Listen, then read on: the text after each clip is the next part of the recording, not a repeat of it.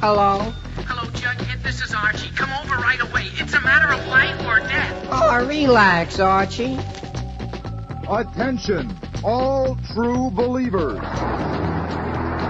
Marvel Comics is on the air. A friend of the unfortunate, enemy of criminals. In reality, Dan Garrett, a rookie patrolman, loved by everyone but suspected by none of being the Blue Beetle. Boys and girls, your attention, please.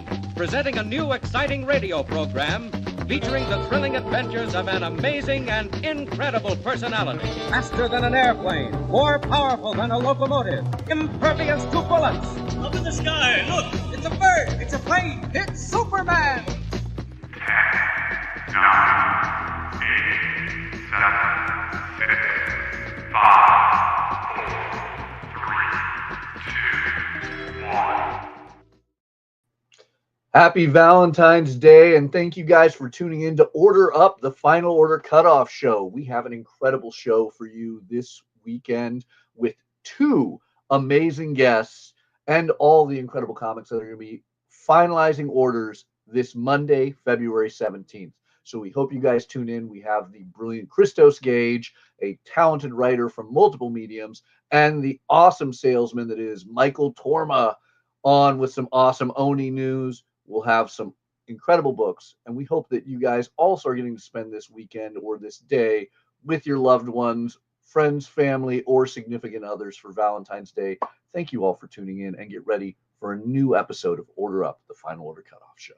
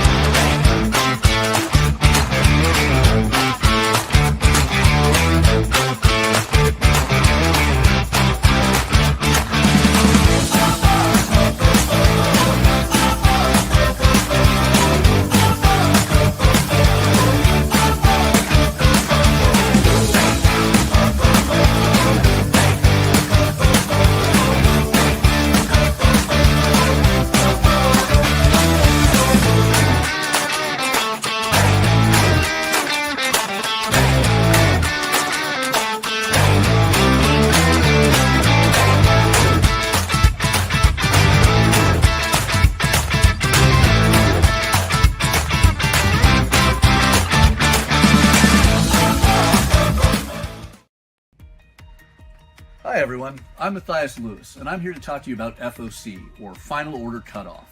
It is the last chance that we, the comic retailers, have to finalize our orders for comics releasing roughly 3 to 6 weeks out from the Mondays we finalize our orders. We deal with this every Monday, but this is important to you, the consumer, because it is the perfect time to reach out to your local comic shop if you want any specific or guaranteed items. If you want the Jim Lee or Dan Mora covers of Justice League Unlimited, reach out to your local comic shop and let us know. If you want the new issue of Lilo and Stitch, this is the perfect time to tell us. Because as long as you can get us the orders before Monday at 6 p.m. Pacific Standard Time, that will give your local comic shop retailer enough time to finalize that order, adding in whatever it is you want, so they can guarantee when it releases, we have a copy set aside waiting for you. So, always reach out to your local comic shop before 6 p.m. on Mondays with the comics you want. The sooner, the better, to guarantee they're waiting for you. All right. We have a great show today, and we go over the comics that are finalizing orders this Monday, February 17th. And there's a lot of books to talk about on that incredible Final Order Cutoff that is coming up. But I also want to remind everyone, today is February 14th. It is Valentine's Day. Hopefully no one's having their jingle all the way moment where they have to go get their kids Valentine's Day cards in a rush the morning of. But, or forgot to buy the present for the significant other. And so you're like, what gas station / drugstore still has a teddy bear with candy attached to it? Yeah, I still get to surprise my significant other later today with that. But you were smart. You did this early, right? Well, we did Valentine's Day yesterday because I work all day today, and then I have to leave to go to a barbecue contest at like 2:30 in the morning. So it's one of those things like Valentine's Day just got shifted for me, but I still had the same problem of forgetting to buy gifts and being late to things and having to run around like a chicken with my head cut off. I just didn't have to do it with 24 other dudes. I wonder, would it be a holiday if we weren't all rushing around insane? I mean, at very least, it wouldn't be an interesting holiday. I mean, no one would ever make a movie about us if we had a smooth holiday. Right. It's not like Groundhog Day was, Bill Murray got up and watched the news of what happened to the groundhog in Pennsylvania and then went about his life. Yeah. I will say that every year I age, though, it does feel more and more like I'm going to live out an Arnold Schwarzenegger film or some, crazy scene where I'm going to be, like holding a boombox above my head in apologies, trying to express my love. Yeah. No, for sure. All right. So thank you guys all for tuning in. We have an incredible guest, and I don't want to make him wait any longer. Joining us today is Christos Gage, a talented writer of comics, of video games, of television and film. So without further ado, let me bring on Christos Gage. Hello there. Can you all hear me? Yep. All right. So Christos, thank you for joining us today. You have some incredible comics on FOC this week, as well as some amazing ones coming up. But first, I want to talk about some of the brilliant things you have done in the past. You have done everything from Avengers Academy, and you helped bring us the Spider-Verse. You brought us the incomparable Netflix series Daredevil, as well as countless video games like the Sony Amazing Spider-Man games. Yeah, thank you. I did indeed, and it was a great privilege to do all those things.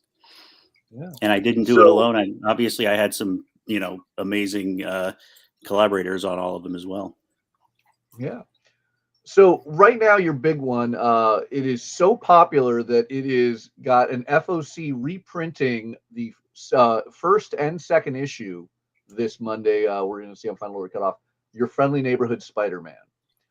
Based off the popular Disney Plus series. Can you talk to us a little bit about this awesome comic and how it came to be? Yeah. Well, I just found out recently that they were going back to print on the second issue, which is exciting because, it's not uncommon for the first issue of something to go back to print, but the second issue, too, usually shows that, people are still getting excited about it and finding out about it, which is great. So Your Friendly Neighborhood Spider-Man is a animated series that is currently running on Disney Plus.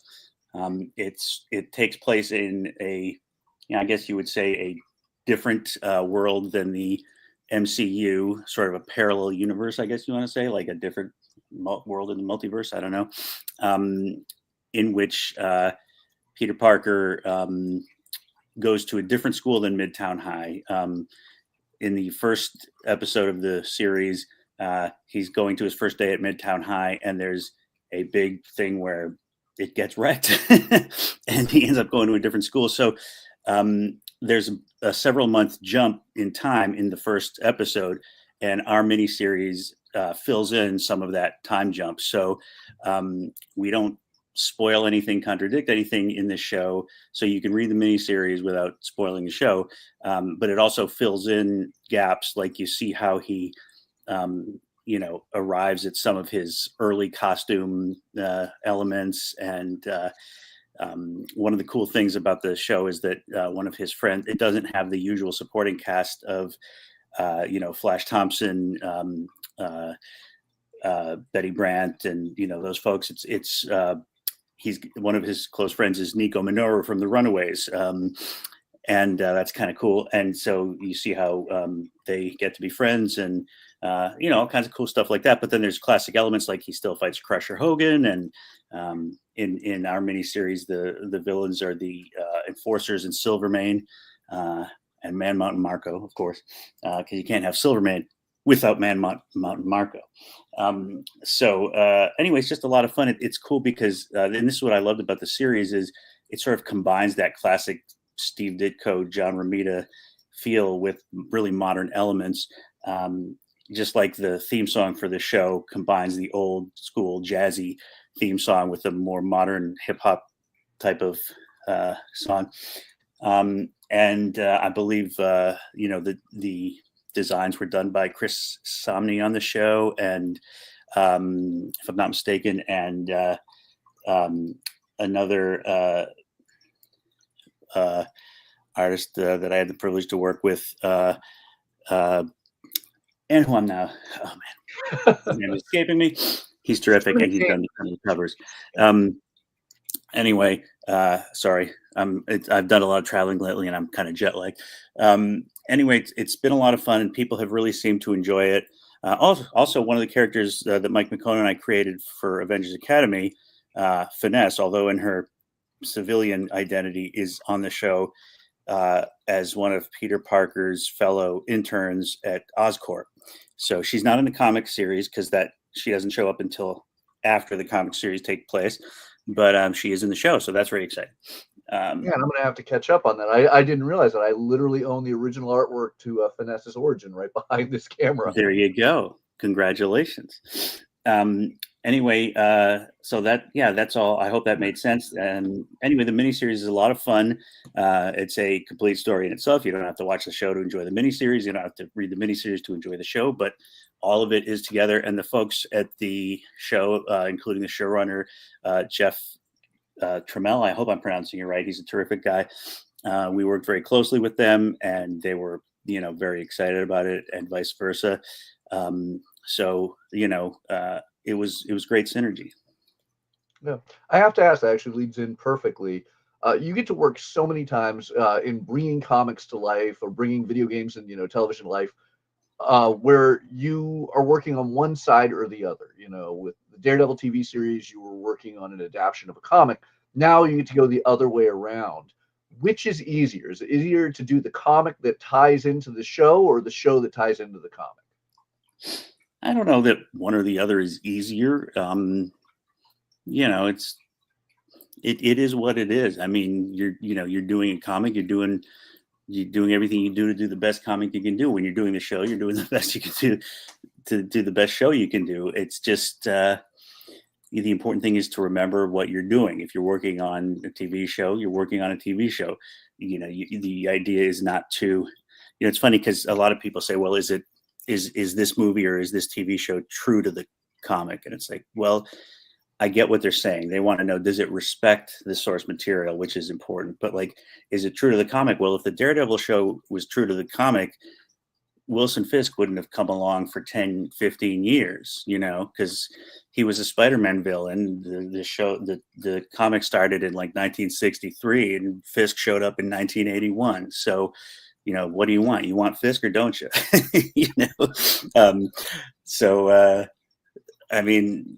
I wouldn't say one's easier than the other. It's just, it is what it is. You do your job, and you do the best work you can do. Okay. And now with this, once again, you've written the main 616 Spider-Man before, but also having worked on various Spider-Verses, you're used to writing different versions of Peter Parker. What would you say defines your friendly neighborhood Spider-Man Peter that makes him different from our 616 Peter? Obviously, the school is a huge change, but is there anything else that you have to take into consideration when you're writing this personality? The main thing is that he's inexperienced. This is the Pete who just got his powers and doesn't really know what he's doing yet. So that was the big thing for me to remember is, he's not used to it. He's like, when his spider sense goes off, he doesn't automatically know what to do. So that was the biggest thing, but it's still Pete, he's the same guy. That was one of the big things, I don't know if you'd call it a lesson, but with the big themes of Superior Spider-Man, which is Peter Parker is Peter Parker, and that's what makes him awesome. Doc Ock had everything. He had the costume, he had the powers, he had the identity, he had the memories of Peter Parker, but he wasn't Peter Parker, and that's why he couldn't be Spider-Man. So this is Peter Parker, and even though it's not the main 616, it's still, this isn't like evil Peter Parker. It's regular Pete, but he's young, he's inexperienced. It's his freshman year, and he just got his powers. So it's, that was kind of the interesting and, fun to me part to experiment with, okay, what would he just learn for the first time? What mistakes can we see him make? Like, okay, when he's manufacturing his webbing for the first time, would he immediately think to himself, I got to make it so this doesn't stick to me? Well, I wouldn't automatically think of that, so what amusing mistake. How can we see him finding that out the hard way, that I really need to fix this? So there's a little bit where he catches a thief and they end up stuck to each other for an hour, and it's not very fun for anybody. So that was the big thing I as I was writing this, that I tried to keep in mind, which is this is a young and inexperienced. It was like on Daredevil. It was really hard to remember that Daredevil's blind. Like, that was the hardest. Charlie Cox was the one who was the only one who remembered it consistently. I can't tell you how many times we would go. So Matt walks in here and he sees, oh, wait a minute. Damn it. He doesn't see, because he's got all these super senses. So he can kind of, he can operate like someone who sees, but he doesn't see, anyway. Well, it's always interesting. I don't even think about, when you're writing a television script, the hard part of, Matt Murdock picks up and reads, oh, wait, you can't have that happen. But out of curiosity on that, so as you brought up that finesse, Jean, what is Jean's last name? Jean Foucault. Foucault, yes. So as I named her after the I think he's a philosopher who did deconstructionism, which is a philosophy that I hate because I had to learn it in college. So I don't know why I used that name, but I did. It sounded French.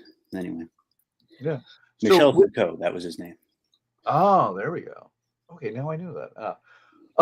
So with Finesse's character being in Your Friendly Neighborhood Spider-Man, the TV series, did they reach out to you as the co-creator of this character and ask anything, or was it more just a surprise? No, it was it was a surprise to me. I mean, they when I started working on this, they were like, hey, this is awesome. This is fun that thanks for Finesse. We've enjoyed using her, but she's part of the Marvel stable of characters, so anybody can use her anytime they want. I think I get a character payment, and so does Mike. But that's how it works. That's awesome. Hopefully it means we get to see more with Finesse in the actual comics because of that. So Your Friendly Neighborhood Spider-Man, originally released back in December 11th. We're going to have these second printings for number 1 and number 2 on FOC this Monday, the 17th. They'll be releasing March 19th for those of you who are looking for when the in-store date is, with issue number 3 on sale this upcoming Wednesday and issue number 4 on FOC next week. But you have some other incredible books that are hitting in the next few weeks. You're actually going to be dealing with the main 616 Amazing Spider-Man and Amazing Spider-Man 68 Point Deaths. That releases Wednesday, February 26th. Can you tell us a little about what to expect with that? I guess it's kind of a one-shot story. Yeah, so it's sort of interstitial story that takes place in between issues of Amazing Spider-Man, and it's really, even though it's an Amazing Spider-Man issue, it's really more of a Juggernaut story. So the X-Men team has come into this and is Spidey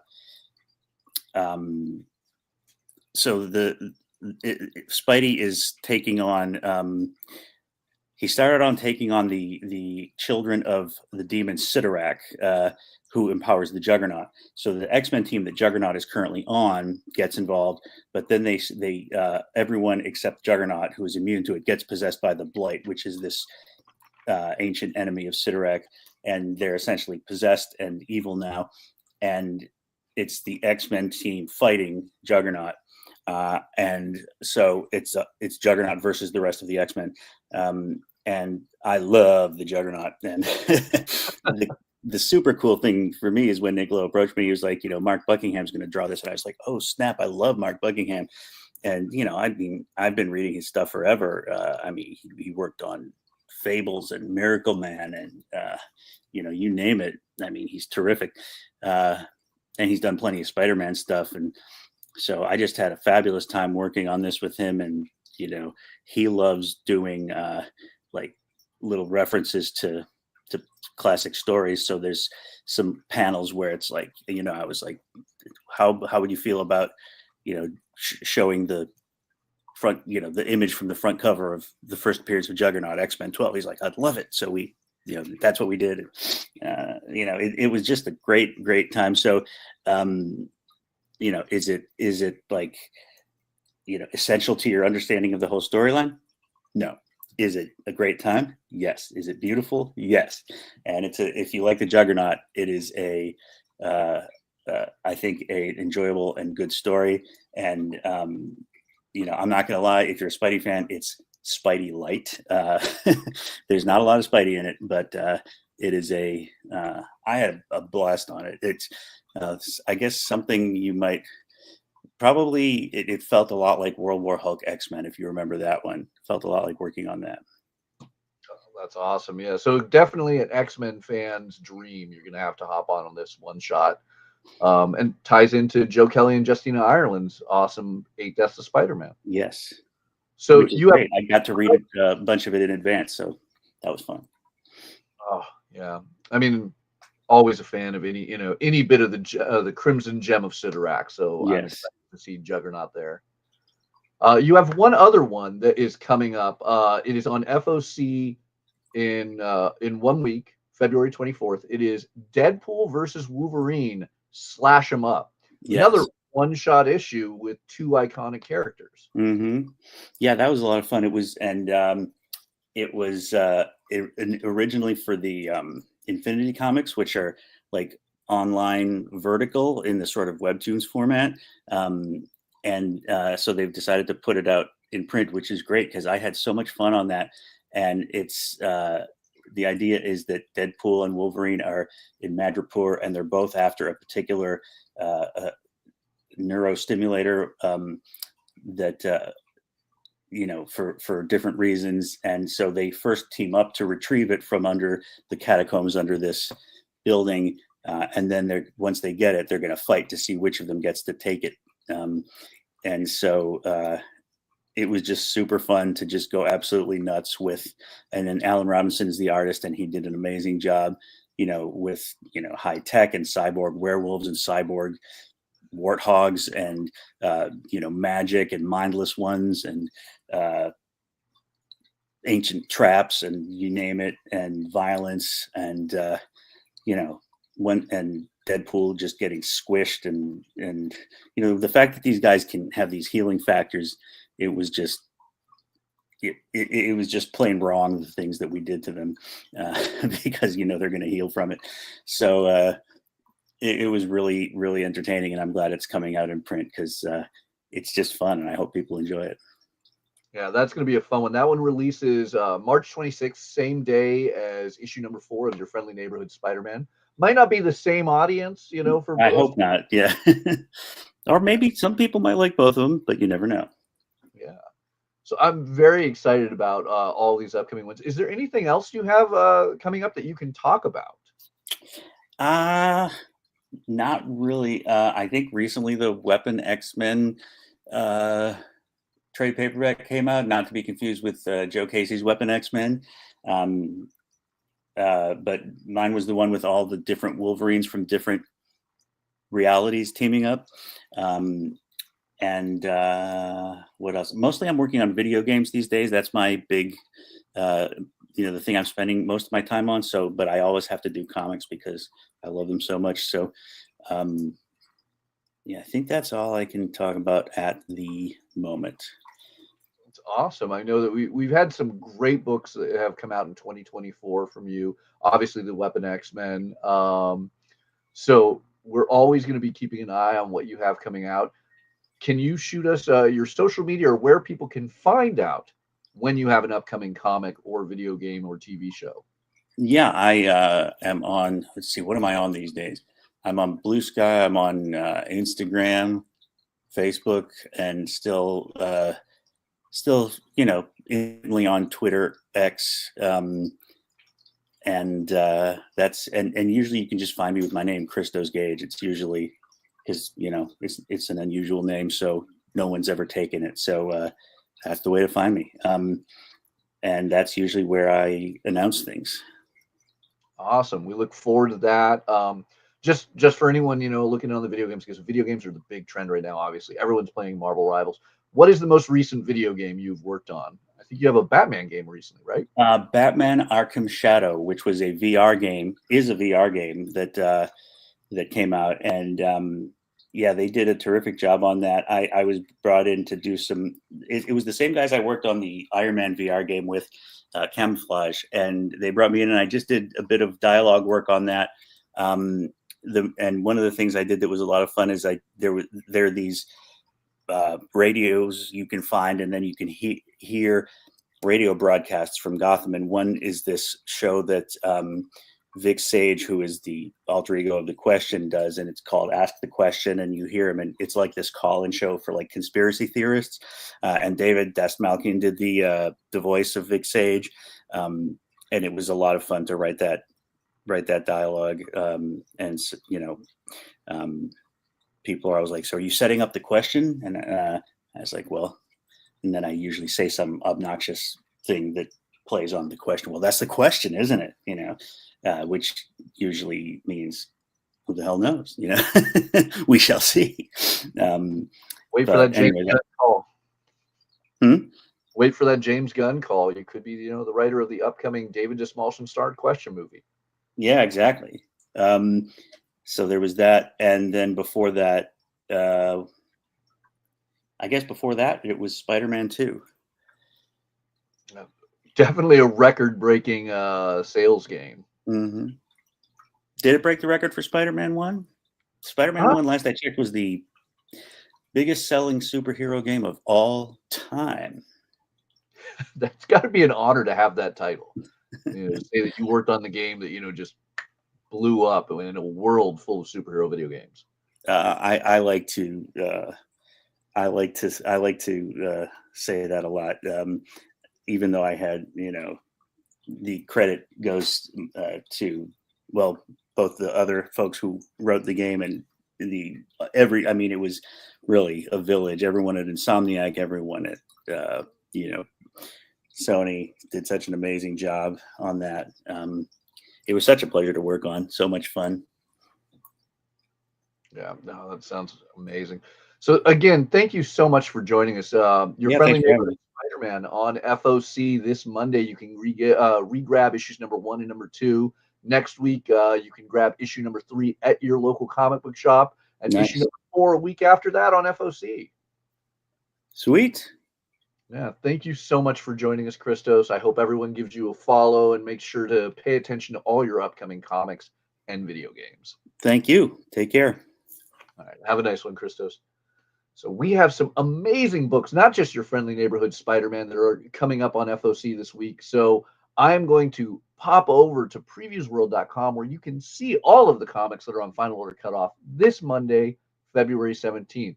Of course, Previews World is where you're going to see all of the major publishers from Image, Boom, Marvel, Oni, etc. And we will check out Lunar Distribution shortly after that, because Lunar Distribution is where you're going to see DC, as well as a lot of those added covers that you're not seeing on Previews World with all the insanity going on over at Diamond.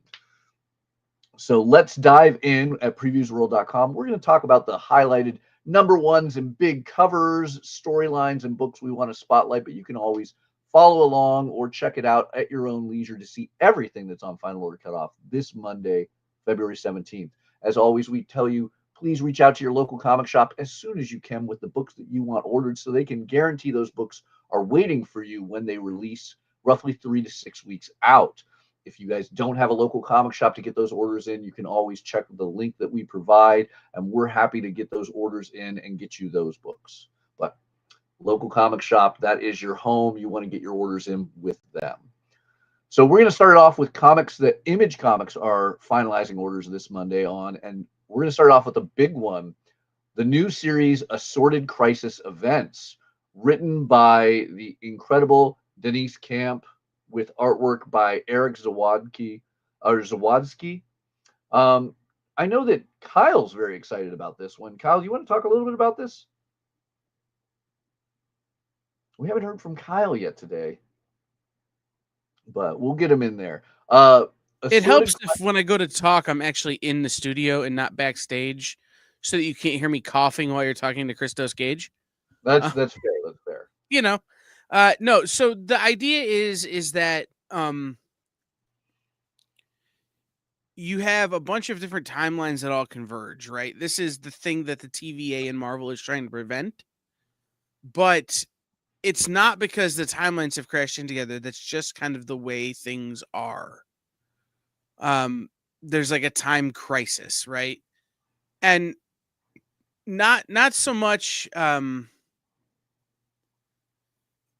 like I said, not so much like the timelines are collapsing on each other. They just all come to a certain point where they all cross over. And so you have World War IV, soldiers, cyborg soldiers mixing with Victorian debutantes, mixing with medieval knights, mixing with cavemen, all on their way like through a world that looks similar to ours. So imagine all those people like trying to find cell phone coverage. And I think the part that intrigues me the most is this is going to be done as an anthology with a bunch of standalone stories in each issue. Yes. So it should be a lot of... Yeah, this to me has some of that silver coin vibe to it, where there's one kind of driving force behind the idea and everybody else is kind of working together to sort of feed the idea. Yeah. Should be exciting, and hopefully we can talk to some of the creators at some point in the future. This would be a really fun one to discuss. But Assorted Crisis events coming out on March 12th. Remember to get your orders in as soon as possible because the FOC is this Monday. And we have a couple other incredible ongoing series. Bug Wars, Jason Aaron's awesome new 6-issue miniseries about a young man who is shrunk down into a crazy world of fighting, barbarian bug warriors, is getting a second printing. We also have Kyle Higgins' Cowl, 1964, getting a trade paperback. This is some classic superhero battling, somewhat, I believe, in the same supermassive verse as Radiant Black and Rogue Sun and all of those other awesome ones like No One that Kyle has been promoting. But beautiful artwork by Rod Rays, so you can grab the entire 4-issue miniseries in a trade paperback from Image that is going on FOC this week. We also have a lot of fun in Geiger. The 10th issue is getting a third printing. Now, if you're not aware of why you need Geiger number 10, it is the first appearance of a new character and also the return of Junkyard Joe to the comic. So Jeff Johns has been kicking butt with Gary Frank. Issue 11 just came out this past week. And then, of course, we have issue number 12 on FOC as well, with a big cover that we'll be revealing at the end of the show. Obviously, big top secret cover, but if you stay to the end of the show, you'll get to see that in our top 10 list. But one I have to point out, look at that Junkyard Joe design variant that Gary Frank put together. I love that. I love everything about Geiger. I am shocked we're now wrapping up a year of the new ongoing. Ghost Machine has just been kicking butt with title after title. We'll have another title on there. But, man, Geiger's been phenomenal. I mean, you're giving the Ghost Machine titles a read, right, Kyle? Oh, yeah. I mean, I'm behind on Geiger. I've been doing Geiger as it comes out in trades, but I'm reading Junkyard Joe single issues. I'm reading Redcoat single issues. I'm reading a lot of them as single issues. But I actually am just trying to get caught up on Geiger. I missed the boat on the first volume. So I was already behind the 8 ball when somebody's like, dude, why are you not, you need to be reading Geiger. And so I've just been trying to get caught up by going through the trades. I'm almost caught up. Hopefully probably by the time this volume hits, as a full trade, I will be up to picking up single issues. Yeah. I mean, it is a fun one. I mean, it's Jeff Johns, so you can do no wrong with his constant brilliant writing and universe building. Whether he was existing in realms of characters we already knew from DC to creating his own. Jeff is a brilliant storyteller. So really fun one you're going to want to talk to your local comic shop about is Grommets. Grommets was Rick Remender and Brian Posehn's awesome 80s skateboard stories. And it literally, if you grew up in the 80s, you probably remember those moments. If you didn't, this was a fun zeitgeist to a time before you or after you, perhaps. But Grommets now is going to have 3 different skate decks featuring artwork from the comic. Now, these are going to be a little pricey. As you can see, the MSRP on these are $75. And not all comic shops are going to stock skate decks. But if you want one, talk to your comic shop, see if it's something they can stock. I think these are going to be really awesome. And I love that they're not the modern traditional skate decks. They are those 1980s skate decks. So really, really cool piece of paraphernalia / memorabilia and fun. And if you're the type of person who really wants to, remember those 80s moments, like, I'd probably fall off and break my hip at this point, trying to skate like it was the 1980s. But still, it's a cool thing to have on the wall. Yeah, I mean, that's the thing I always like when they do the kind of alt marketing, like having a skateboard deck or having a what book was it? They did guitar picks and things like that. Like, oh yeah, little things that if you're into a certain area, like other than comic books, like you can vibe with, right? So I knew a bunch of guitar players who used the guitar picks. I know skaters who'd be like, "Oh, that's a cool skate deck. I'll take it." And then they would actually skate it. So having these things that kind of keep your product in front of people, super helpful. Yeah. And I mean, I got to say, I'm never going to be the one to actually, probably rock out the paraphernalia related to the comics I'm reading. I'm more the guy to read the comics. It's still a really cool thing to have. Continuing on, we have the final issue of Hack / Body Bags with the new Body Bags Kickstarter going up. Hyde Street, rolling forth from Jeff Johns if you need more Incredible Ghost Machine titles and a fun paranormal twist, as well as the penultimate issue of Mirka Andolfo's Sweet Paprika open for business, a wonderful LGBTQ positive title that now gives us a very fun twist on the office romance. We also have Daniel Warren Johnson. This is a big week for Daniel Warren Johnson. The Moon is Following Us, #7. If you're not reading this title, you need to. This is every bit of sci-fi crazy brilliance that is unlike pretty much any comic on stands. Like, I would say the only thing I can compare it to in a very different way is Brian K. Vaughan and Fiona Staples' Saga, and only because you can never expect what is going to happen next in this out there book. But Daniel Warren Johnson just, has a ton of books on this week's FOC. We'll come back to that in a moment. Well, and shout out to the Riley Rossimo art in The Moon is Following Us. Yes. Oh, I am, every time Rossimo, gets announced on there, I have this brief moment of like, this is going to be interesting. What is he going to draw here? How is this style going to work? And every time, from Bedlam onward, he just baffles me with like, oh my God, this is the perfect artist for this project. I would have never thought that way. Oh, it's absolutely true. Including some of the more, so even some of the more mainstream stuff he's done. Like he did a DC Vertigo with Josh Williamson. Deathbed. Deathbed, yes. Oh, great one. Yeah, just it's such out there artwork every time. I mean, as you can see from that cover we just showed on The Moon is Falling, his art style, he pushes the limits in such unique and amazing ways. So, on something more traditional, once again, Jeff Johns, we have Redcoat #10, and I mean, it's hard to follow up Johnny Appleseed as a guest star, but when you can bring in Annie Oakley, the female gunslinger of the Wild West, probably the whole reason you went to the Buffalo Bill Rodeo show, over a century and a half ago.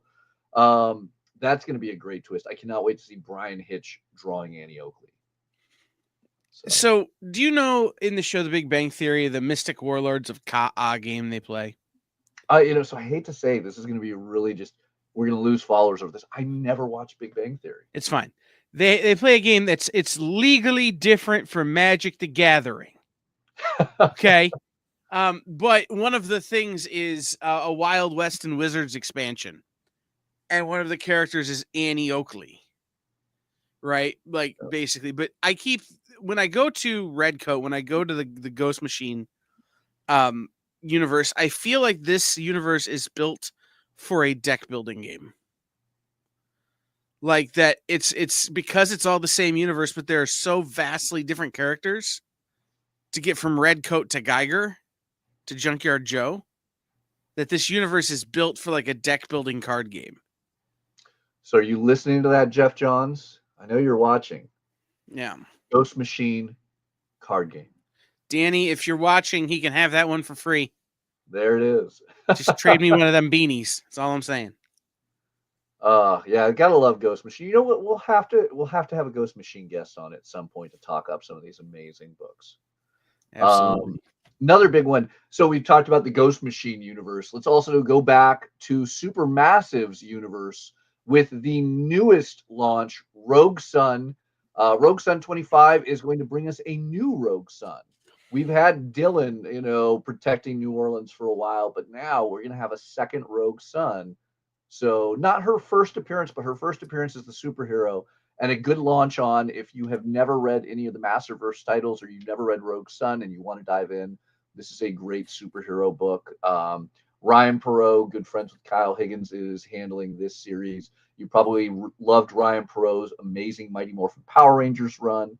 I am super hyped to dive back into Rogue Sun after a brief gap from the last storyline. So this will be a very, very fun one.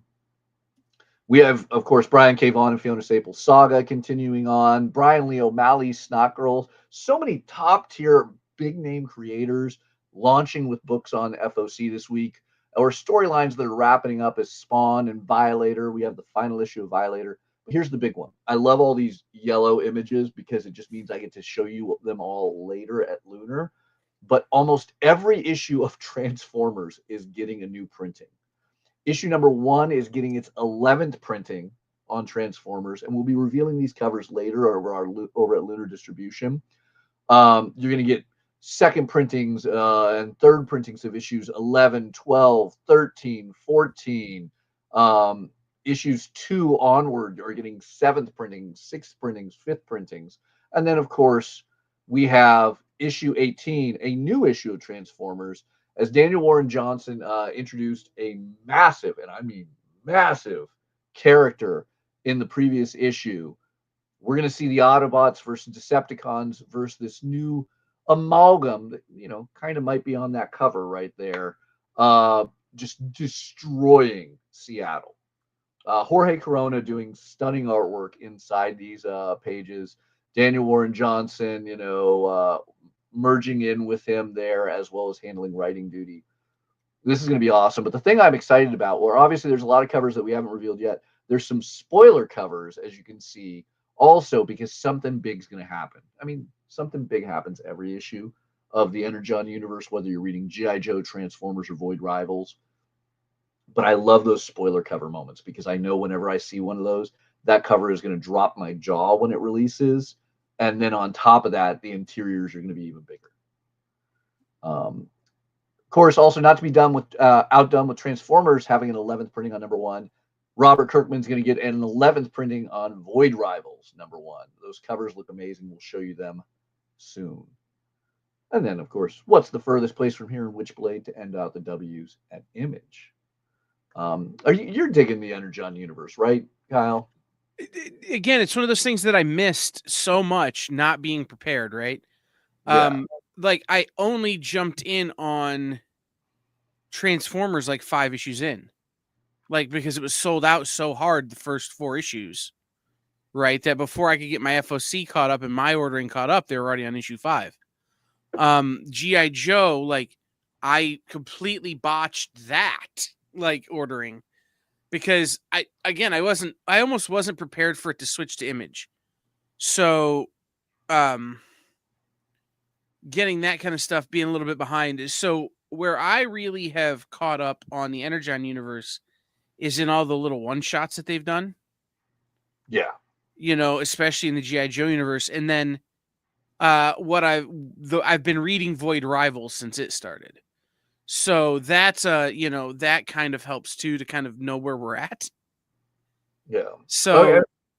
I've been enjoying the heck out of Void Rivals just because like they're newer characters, and while I'm loving the cameos and nods to like 1980s animation and those big toy lines, like the one thing that kills me is I'll have moments with Transformers where it'll be a big reveal and I'm like, oh, that's cool, a new character, and then one of my staff will tell me, come on, Mathias, that's this Autobot or Decepticon from episode 23 of Transformers or issue number 29 of the Marvel comic. And I go, oh,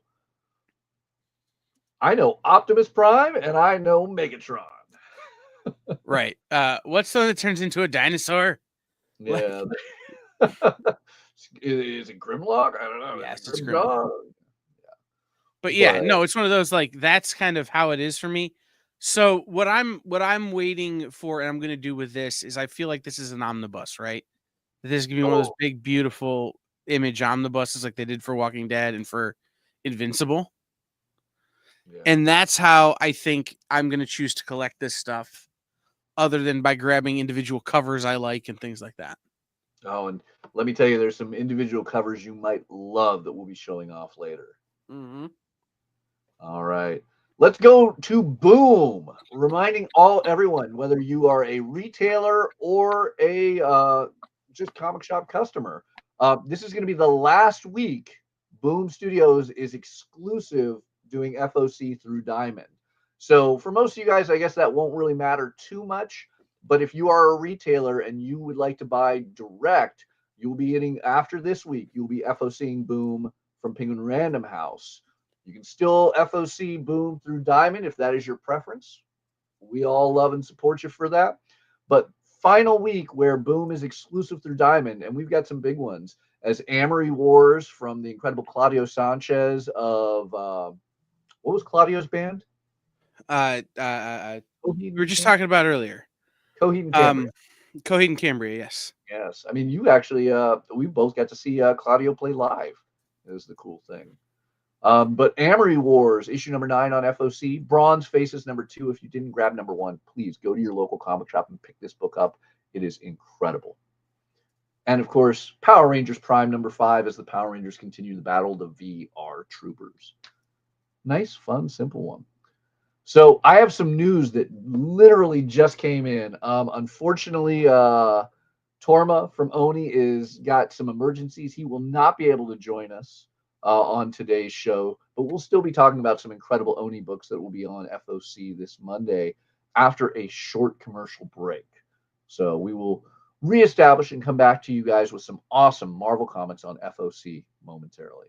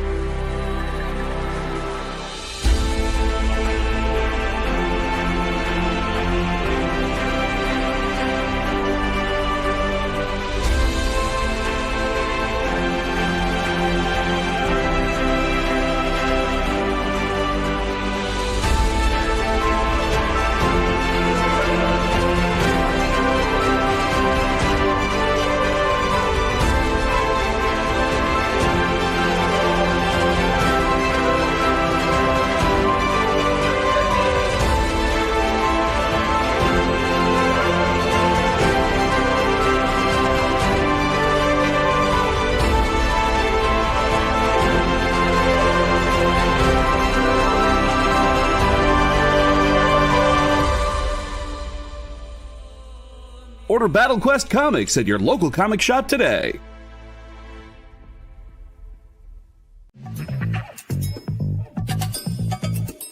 Live from New York. What? Oh, sorry. Live from Cleveland? It's Friday night? It's Friday Night Live! With Nancy McCann. And Ricky. And sometimes Carlos. and featuring boxes and boxes of rare comics. Unique collectibles. Lots of smiles and conversations with new friends. Friday Night Live with Comics Unlimited. Friday night from 9 to 11 on The Experience.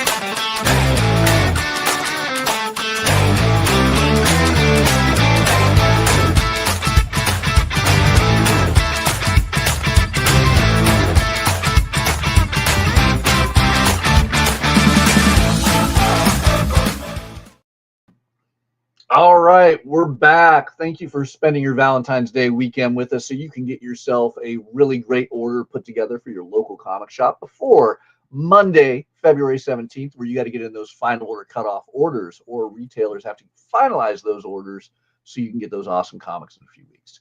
Now, we are back to previewsworld.com/final orders due, where we're looking at the Marvel comics on FOC this week, and there's a lot of great ones. This is a big FOC week. So we want to dive right in with the final issue of Avengers 24 of the Casino storyline. If you've not been reading this, Jed MacKay has been knocking it out of the park with some big hitters in there. Everyone from Kang the Conqueror, those of you guys who are like, oh, I'm bummed we're not seeing more Kang in the MCU. Well, you get him in the main Marvel universe of comics with, of all the odd people in the Avengers, Black Cat running the gambit there. Really, really awesome book. I've been loving, and it's just been continuing on. And one of those covers is going to end up in our top 10. So you want to figure out which cover and where it lands.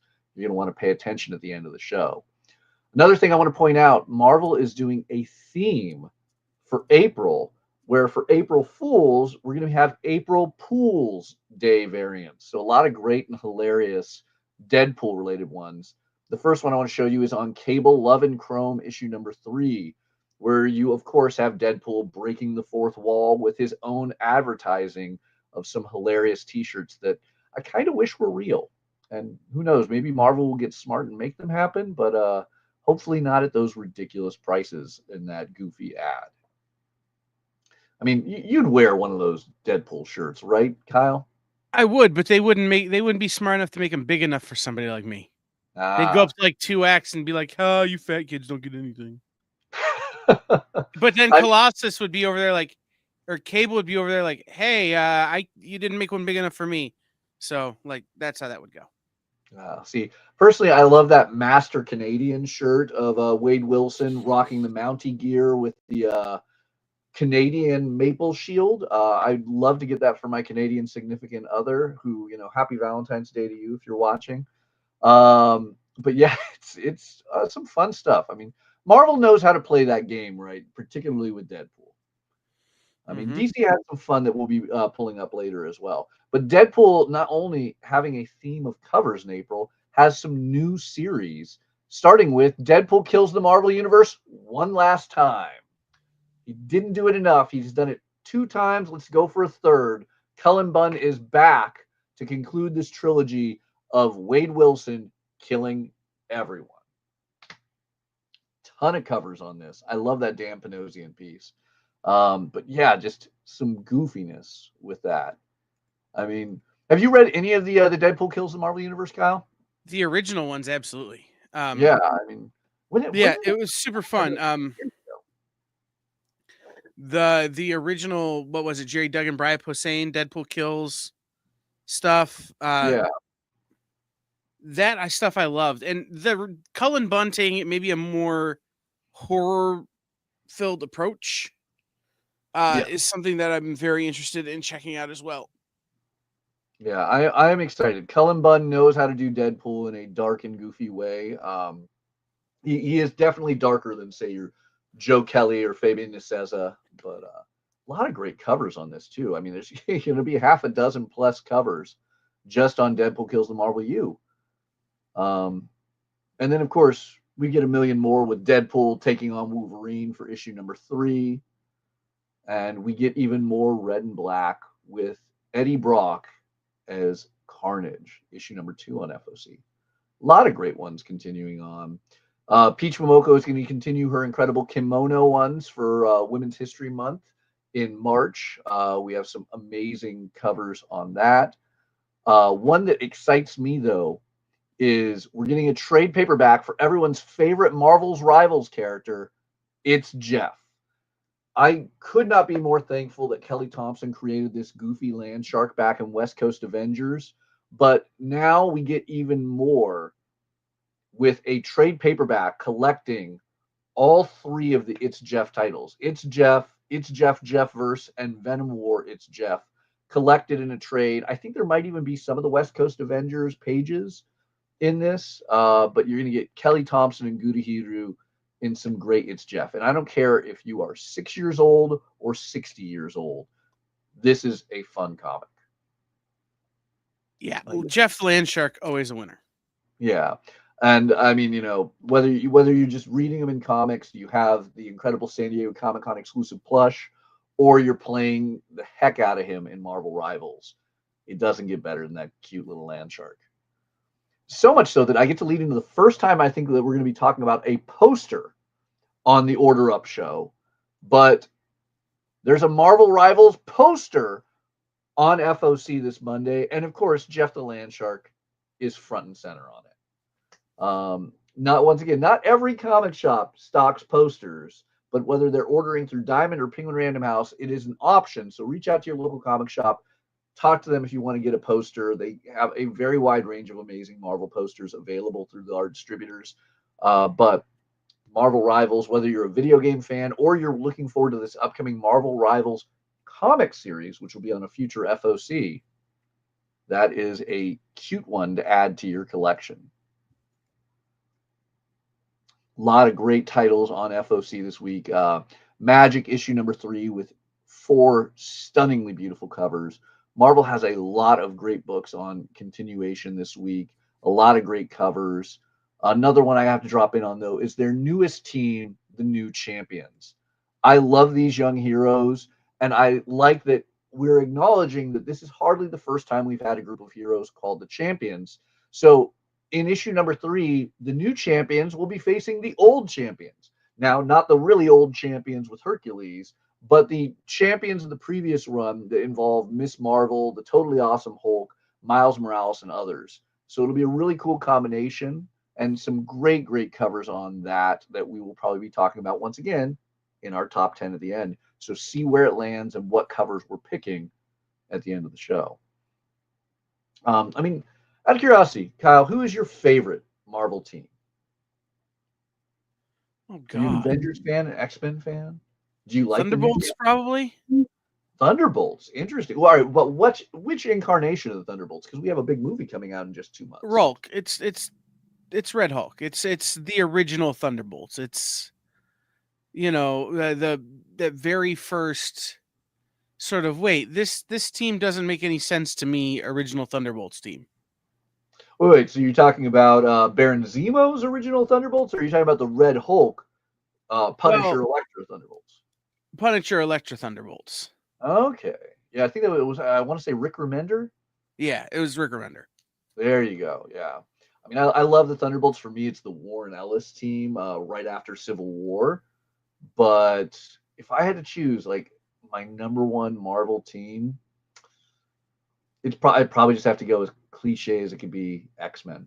And it would probably be that late 80s X-Men. Yeah. It's hard. That's a hard one to beat. Yeah. I mean, I'm shocked neither of us said Fantastic Four with the recent trailer and the fact that the Fantastic Four are dealing with their biggest threat along with the rest of the Marvel Universe in One World Under Doom. Issue number 1 came out this week. It was phenomenal. Did you get a chance to open it up yet? I didn't. It's sitting right here on top of my TBR for this evening. So it's a good way to spend your Valentine's Day reading Under Doom. Well, and that was kind of the whole thought process, right? Is that how am I going to consume One World Under Doom in a way that makes any sense to me at all? And the idea just became, okay, let's just start with the Fantastic Four One World Under Doom, the that came out today, and then go and get all the little tie-ins in a as needed sort of structure. There's so many tie-ins to this that's going to be hard to keep up. Oh, absolutely. But I'm actually I don't think I have been this excited for the tie-ins in a good while. Blood Hunt, I definitely picked and chose, and a lot of the recent Marvel events, I kind of go with the characters I already love, and I'll read those tie-ins. Right. One World Under Doom might be the first time in years where I go all out and say I am grabbing every single tie-in. I don't care who it is. Right. And that's kind of what I'm saying is like I'm gonna have to see what the tie-ins are, because I think I know what I'm gonna do, but I'm open to have it being corrected or being steered another direction. You know what I mean? Yeah. Just because Doom can be in anything and make it good. Yeah, that is true. Oh, I actually just get to sit down and reread Ed Brubaker's Books of Doom, which if you haven't read, reach out to your local comic shop. I think there's a new edition of the trade out, and that is always a classic. I mean, that's always a fun one. You should always talk to your local comic shop and see, what are their takes? Are they is there a specific One World Under Doom tie-in that they're pushing that they love? I always love that no matter where you are in the country or in the world, when you walk into a local comic shop, that the staff, the owner, all have these different opinions. We are not cookie cutter shops, and like you come into my shop and I'm going to try and sell you on Namor, the greatest Marvel character ever.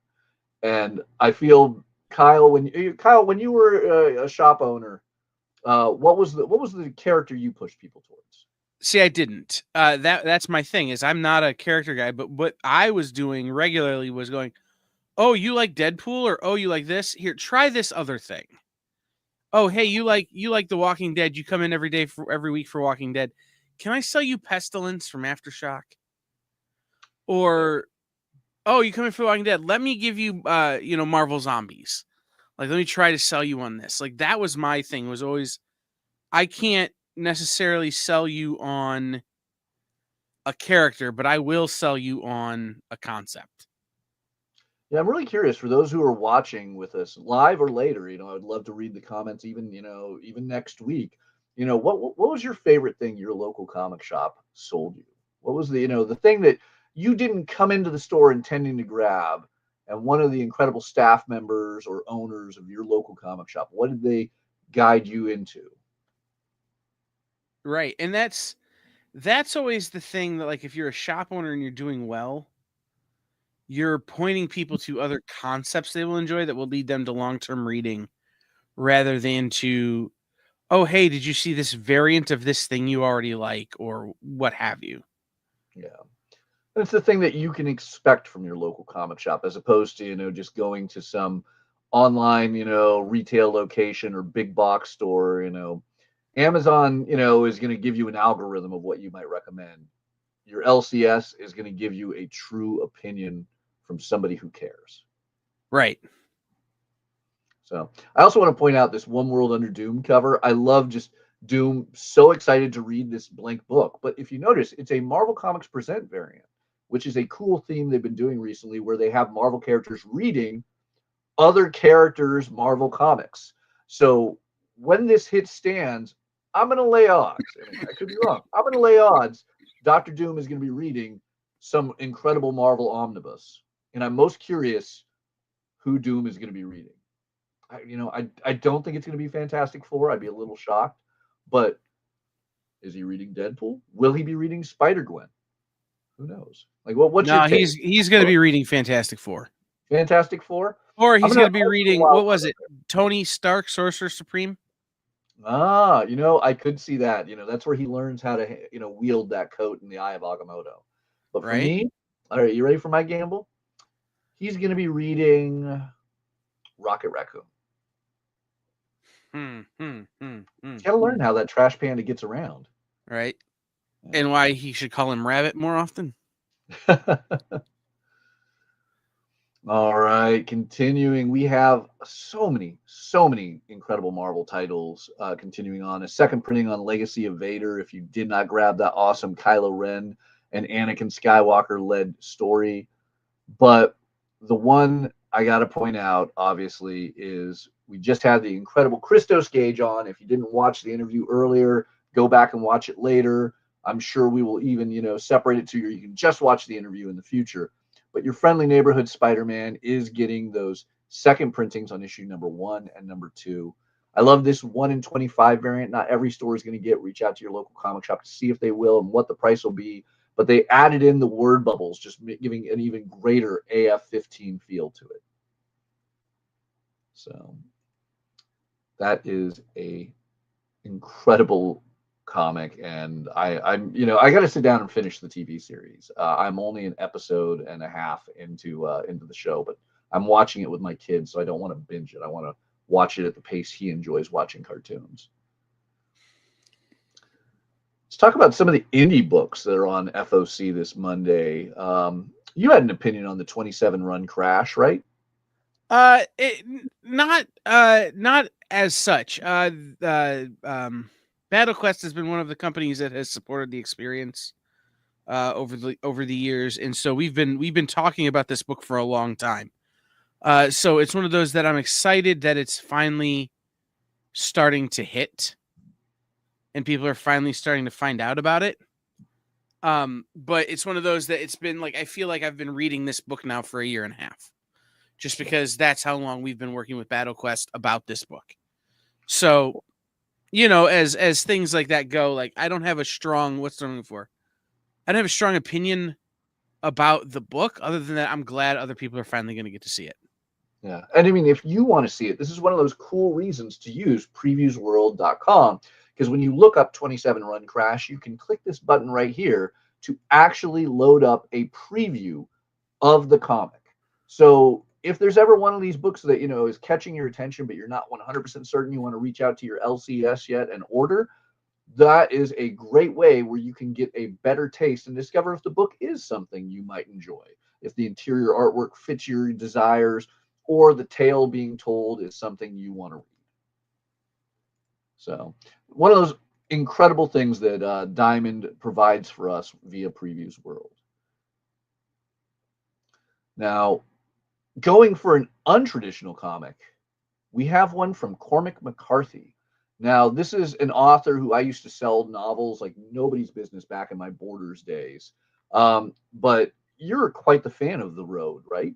Well, yes, I'm a big fan of Cormac McCarthy. But the thing is, The Road is the Cormac McCarthy book that I recommend everyone read. It might not necessarily be everybody's favorite Cormac McCarthy book, but it's the one that I think sums up his writing the best. Very lonely and tough vibe to it too. Yes, absolutely. And then this, the graphic novel adaptation concept of it, in a big way, is probably the best way for someone who's not into weird esoteric literature to dive in, right? Because it will help you to understand the imagery of the story, or the imagery of the road there. So having it as a graphic novel adaptation, I think, makes it more accessible for folks. And once again, beautiful preview that you can flip through on Previews World. Yeah, super fun. Yeah, Dark Souls, if you're a video game fan, because obviously we probably have some video game fans with Christos as a guest today. Dark Souls Redemption does have a trade paperback, very affordable manga. Sorry, I should say, coming out from Yen Press, just $15 for the manga for Dark Souls. It will undoubtedly be haunting.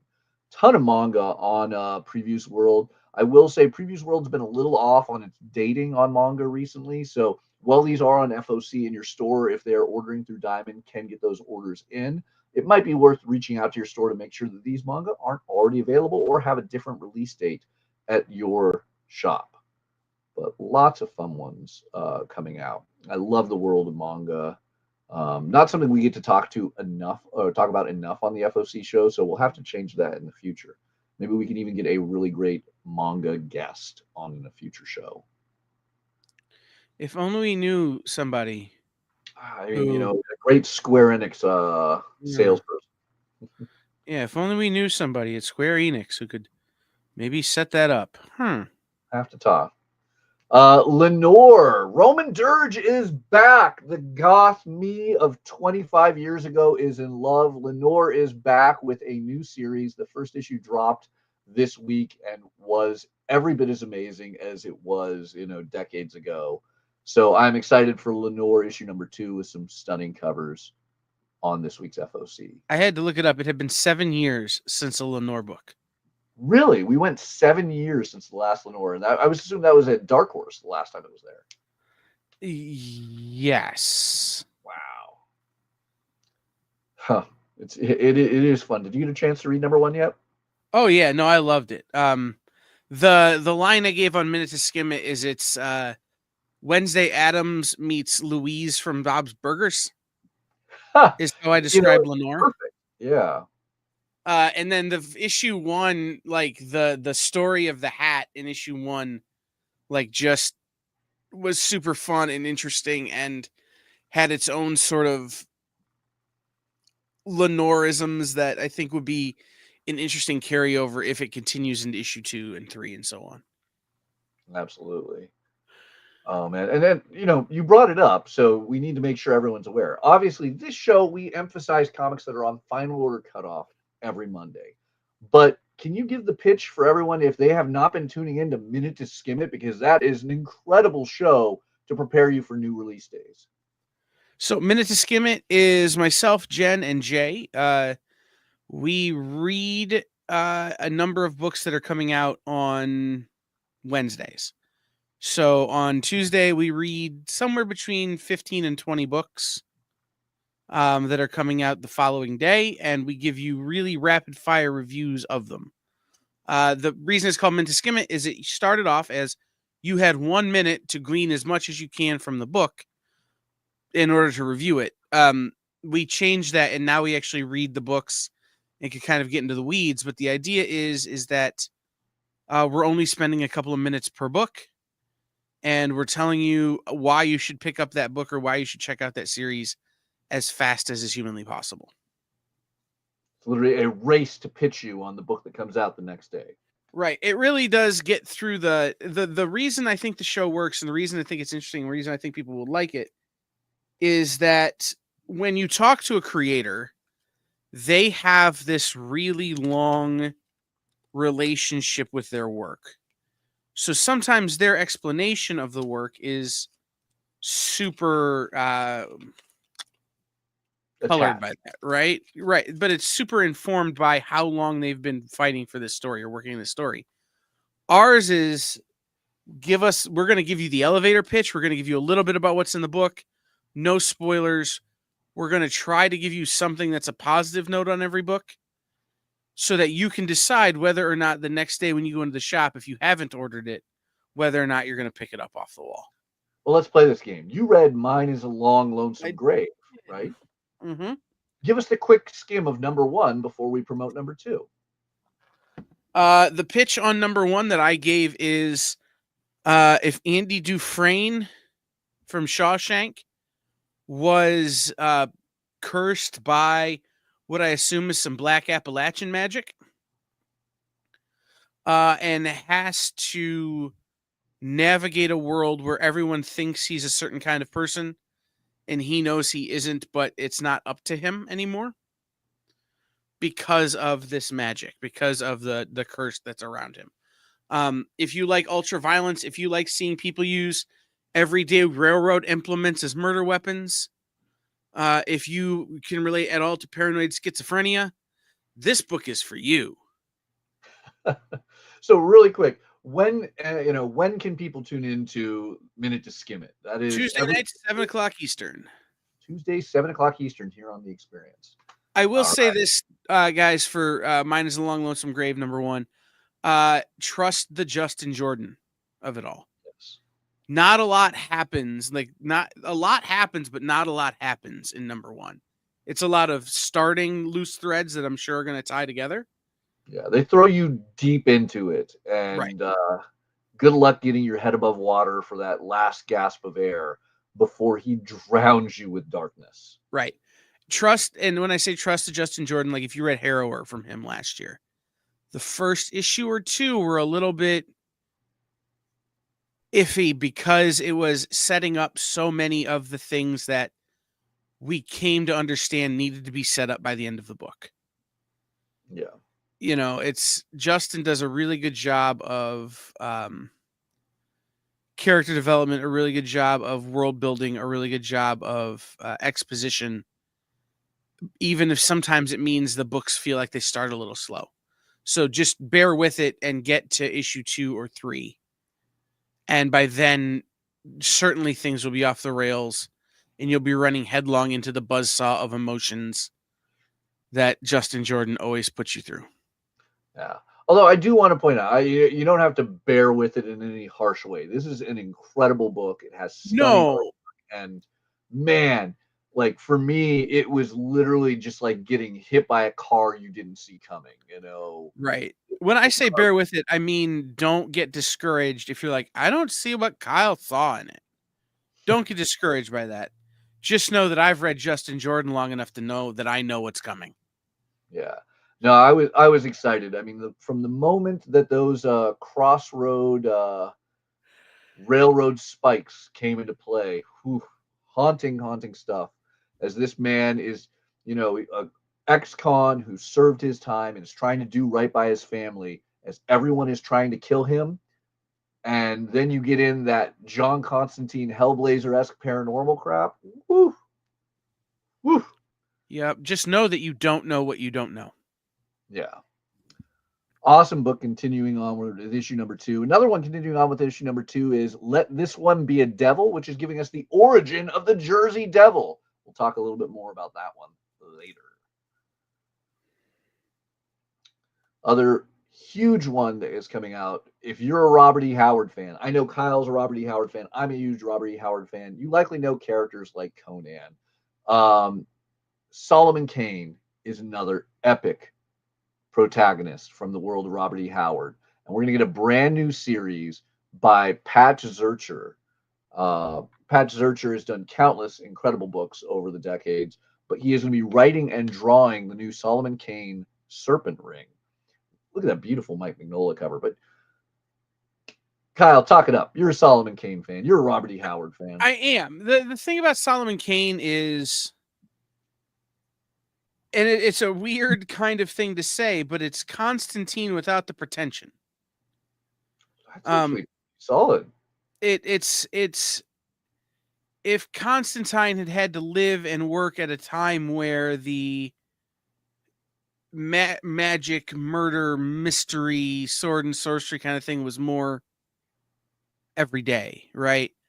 Where they would just soon call you a witch as shake your hand. Like, there are so many things that Solomon Kane has going for them as a character that makes it easy to like Solomon Kane. And at the same time, the way the original Robert E. Howard books went is they had that sort of Hellboy twist and turn mystery detective kind of thing that make Hellboy super interesting. So, like I said, there's a lot about this to like. There's a lot about this to really dive in on. Now, I think, is this made up of a couple of older bits too? It seems to be that way. Yeah. So you may have in the past read some of these stories, but that is not necessarily a deal breaker with this particular universe. Oh, I mean, I feel that's for all Robert E. Howards. The amount of times I've read comics adapting the Queen of the Black Coast with Conan And Right. every time it's an exciting new read because different writer, different artist. And I mean, yeah, Solomon Kane, like I like your pitches. My pitch for Solomon Kane is as recently, it's if you took The Witcher and threw him into the Salem witch trials. But, like Right. it's a fun character. I mean, I've heard people compare him to Sherlock Holmes with a sword and all sorts of other things. Like this should be a lot of fun. Yeah. The analogy I used to draw, I can't draw anymore because of situations. But Yeah. yeah. I gotta show off Zurcher's cover, by the way. So if you're curious what the interiors are looking like, keep in mind this cover is done by the person who is writing and drawing all the interiors, meaning the panels are going to look as beautiful as that. Just take it in. Absolutely. All right, another one. I'm wearing a Star Wars High Republic shirt. Not that anybody can see it, but I have to talk about High Republic as it is getting hotter and hotter as we are rushing towards this epic end with the Fear of the Jedi. Star Wars High Republic Adventures number 16 by Daniel Jose Older is going to bring us to the Battle of Iradu, which is a planet hidden in the Occlusion Zone, locked away from the rest of the Republic, surrounded by enemies. A handful of Jedi have to fight insurmountable odds. I think this is going to be a really cool issue. If you're not reading High Republic Adventures, the trade paperbacks are out. We have the novels, the manga, the audio dramas, everything High Republic solid. But I am super excited to see some of our long-term heroes returning for this in an epic battle that just does not seem like they'll stand a chance. They're Jedi. We know how this goes. They'll probably win in the end. But this looks like everything is against them. So really, really excited about that. Of course, TMNT Naruto continuing to truck along with a lot of other ones. The last one on the indie before we go dive over to DC at Lunar Distribution, though, we got to talk up is Vatican City. Mark Miller is back with Per Burge in a very interesting concept. Vampires have taken over the globe, and the only surviving humans are in Vatican City because it is protected behind all the holy relics. I hate to say it, it sounds like a horrible pitch. Millions of vampires, and the only reason you're protected is the holy relics that only seem to exist in Vatican City as opposed to Christian and Catholic holy relics that could knock off vampires anywhere else in the world. Well, here's the thing, and I will say this: like, we don't know what holy relics they're talking about, right? And we don't know what kind of vampires these are. Like are these traditional? I want to suck your blood, vampires, or are they one two vampires? Right? Like, what are we doing here? And then at the same time, what relics are they using? Right? Is it these vampires aren't weirded out by crosses or garlic or that kind of stuff, but what their problem is like the Shroud of Turin or something? Then okay. Like that can work. And this is why, a book like this is so important for us to talk about on this show, right? It's Mark Millar. Like, do you follow Mark Millar and read a book that the pitch is not stellar on? Because like we all remember the pitch on Kick-Ass wasn't anything to write home about. Oh, Superman Red Sun, the idea of Superman just lands on Earth 12 hours later. I remember when I first read that, I'm like, but it's one of my favorite books. You're right. Mark Miller is a brilliant writer, from Vampirella to Kick-Ass, Superman Red Sun to the Ultimates, even Nemesis. I do love it. So you make a valid argument. That's the thing, is sometimes if there's a writer you like or a creator you follow, you have to take a chance by following them into a series that the pitch just is kind of iffy because you know that they'll get there or because you have faith that they'll get there. Yeah. So that's kind of where I'm at on Vatican City. Like, ironically, not that dissimilar, the movie The Conclave that is nominated for an Oscar. There was nothing about that movie that to me sounded interesting until they're like, oh, Ray Fine is in it, and Stanley Tucci, and John Lithgow, and I went, well, then I guess I gotta see it, don't I? You know, like, and as it turns out, it's a really fantastic movie. So sometimes it's trusting the artist, even if the way they're trying to tell you to consume their art is not good. It was well put, very well put. You know, now you got Vatican City on my pull list. Well, don't do that. That seems risky. We'll see. But I don't order know. yourself a number 1 at FOC, and if you like it, add it to your polls. Indeed. Yeah, and that's always one of the things. I mean, you know, because solicitations aren't always written by the creators, oftentimes by editor or people who are specialized in there, and maybe sometimes their pitch isn't the same. Maybe sometimes our pitch isn't what sells you on the book, and that's why you want to go to your local comic shop, because hopefully your LCS is better at it than I am or Kyle is. Example number 1, we had Cena Grace here on the show, and he gave his pitch for Lex in the City. Mm-hmm. Well, guess what? The solicitation that was written for Lex in the City was not anywhere near as good as Cena Grace's pitch for Lex in the City. So what did I do? I started using it. And sure enough, it was way more representative of what the book was than what the solicitation said. Absolutely. So, you know, sometimes it's just about taking a chance on a creator you like. So one last one we have to, you know, throw out there, because I'd be remiss and my son might, you know, beat me to death if we, you know, didn't, is the newest Bluey book from Penguin Random House. What Would Bluey's Mom Do? $10 hardcover, perfect in time for Mother's Day. I mean, you can't go wrong. If you have not watched Bluey, even if you are not a parent or a young, you know, young viewer, give Bluey a shot on Disney Plus. It is a must for any parent, a must for any kid. But I can honestly say that I know people who have no children and they're in love with Bluey. And this hopefully will get some kids into some great sequential artwork. I talked to comic shop owners all over the U.S. and even, you know, Australia, and this, you know, this changes the game. This is some of the number 1 selling books, even non-sequential art ones like prose novels, prose children's books. Bluey sells.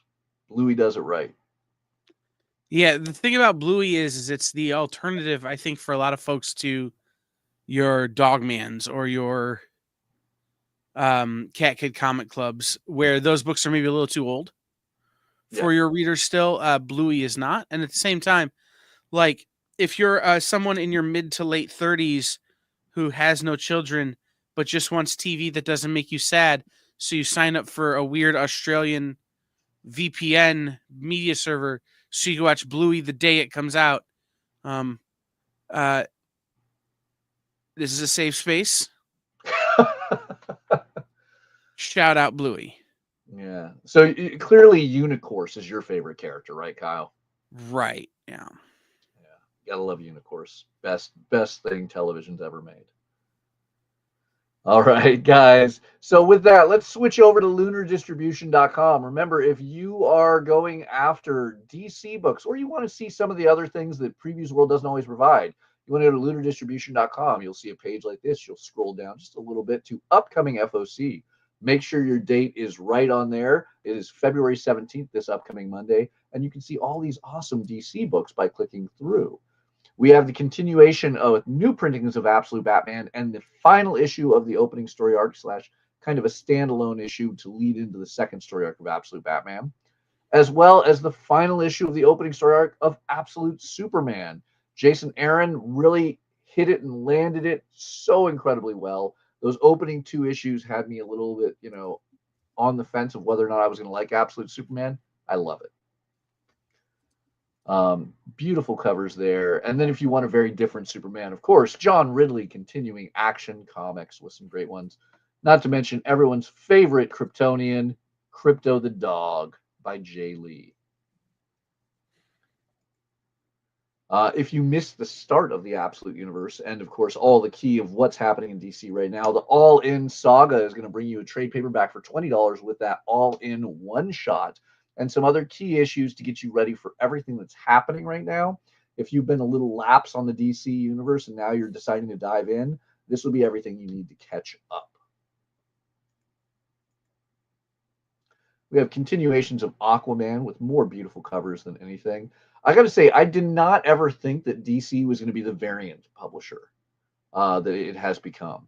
But even with facsimiles, like the reprint of the first appearance of Harley Quinn in Batman Adventures number 12, we're seeing 4 separate covers. Foil covers, action figure covers, blank covers. This is not where I thought DC would be 5 years ago, but look at it, and I'm buying. I am grabbing all of these things. I mean, Batman Adventures 12 is a 4-figure book these days. I'm not going to say no to a $4 option to grab a reprint of the first appearance of Harley Quinn. I hate to say it's one of the few books I don't own the original of. I don't know if you own a first appearance of Harley. I do, and I have a complete. I don't count it. It's weird because I have a complete run of Batman the Animated Series, so I wouldn't sell just the Harley Quinn. Yeah. So I almost don't count it. But what I do really enjoy about this particular era of DC doing these covers is now I can pick one up and still have a full run. Yes. Yeah. You know, I could play that game a little bit, but I could take my blank cover to an artist that I'm friends with, like Jay Fosgit or somebody, and say, hey, can you draw me, your version of something? Can you draw again, I don't have a good answer for that, but you know what I mean. You go on an action figure cover that actually features Harley Quinn, because it was a total loss doing the action figure cover with Batgirl as opposed to Harley on the first appearance of Harley. Well, or can you draw me Mr. Mxyzptlk? Like whatever you want to do on that cover, and now I've got that. So there's a lot going here, and DC, I think, handles their variants in a more responsible way than other publishers do. Not wrong. They definitely expanded heavily, but I think that it's still within a controllable range. Well, and they do the minimal trade dress covers. They still do the cardstock variants for an extra buck. They're doing some things with their variant game that, to me at least, seems like right, but seems like a pretty solid, like, I'm going to go with the word alt option. Yeah. A pretty solid, for lack of a better term, a pretty solid way to handle this, whereas Marvel just puts out a lot of covers. Yeah. I do want to call out Marvel on this. Like, one thing I really love that DC with their foils has the foil pricing on the cover right there. You can see this is $7.99 for the foil version, which I'm excited about, because I think the only foil version of Batman Adventures 12 was exclusive to a comic convention in Mexico City. So it is cool that I can now get an English foil one also. But Marvel does this horrible thing where Marvel is putting the wrong pricing on their foil variants, because as a comic shop, you're pretty much paying the price that they have listed. If you're not aware of that, if you are getting those foil variants at the price that's on the cover, your comic shop is treating you incredibly nice, and they're probably losing money to do so. But Marvel foils are expensive. Most stores are going to sticker them up above what the cover price is, not because they're trying to take advantage of their customers. They're trying not to lose money. Marvel is making a mistake with that pricing because they're just being lazy, reprinting the non-foil variant onto the foil that they're charging the comic shops more for. So I love that DC is not only doing that respectfully, they're doing it at a good price point. It is not cheap to print foil these days. That is 100% a fact. As I working on the publishing end, I can tell you it is expensive and difficult, particularly if you're using certain Canadian printers. So that is something really cool on DC's end. A lot of wonderful continuing series from DC. You can see them all at lunardistribution.com by scrolling through this upcoming FOC. One we want to talk about is the incredible Paul Tobin's Dark Pyramid, new Mad Cave book. Yeah, no, and this is one of those that I tried to go find the PDF real fast to download and just have it read. But the real answer here is Paul Tobin has been on a hot streak at Mad Cave, Yes. with String and a couple of other things. That I really have been enjoying. And so for him to do kind of a mystery sort of thriller, maybe a monster book set on Mount Denali in Alaska is a very interesting concept. This is why you should stay inside and not go into the woods like a crazy person. Thinking that I have subscribed to my whole life. Paul is co-signing here. So I think that'd be very interesting. And PJ Holden is an interesting artist choice on this. Their style is it lends itself to the concept well. So it'd be very interesting to me, at least, to see how the two work together in this story. Yeah, I'm going to be very intrigued. I mean, this is going to sound horrible, especially because we are live streaming right now. I don't know why. I like stories where live streaming people and social influencers just have bad things happen to them. Right. Well, you and I, while live streaming, you and I live streaming are not going to be dumb enough to go out into the woods and try and climb a mountain while doing it. We're going to stay comfortable in our respective rooms, with electricity and 5G internet and all of that kind of stuff like that, will keep us safe. So, tune in next week when we live stream the show from Alcatraz.